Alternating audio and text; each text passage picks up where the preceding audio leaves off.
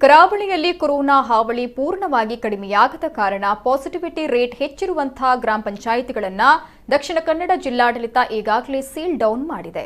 ಜಿಲ್ಲೆಯ ಮೂಲೆ ಮೂಲೆಗಳಲ್ಲಿ ಪೊಲೀಸರು ಕಟ್ಟುನಿಟ್ಟಿನ ತಪಾಸಣೆಗಳನ್ನು ಅಲ್ಲಲ್ಲಿ ಮಾಡ್ತಾ ಇದ್ದು ದಂಡದ ಬಿಸಿಯನ್ನ ಕೂಡ ಮುಟ್ಟಿಸ್ತಾ ಇದ್ದಾರೆ. ಇದೀಗ ಬಂಟ್ವಾಳ ತಾಲೂಕಿನಲ್ಲಿ ಬೆಳಿಗ್ಗೆ 10ರ ಬಳಿಕ ಬಂದ್ ನಡುವೆಯೂ ಅನಗತ್ಯವಾಗಿ ಓಡಾಡುವವರ ವಿರುದ್ಧ ಪೊಲೀಸರು ಕಾರ್ಯಾಚರಣೆಯನ್ನ ಮುಂದುವರೆಸಿದ್ದಾರೆ.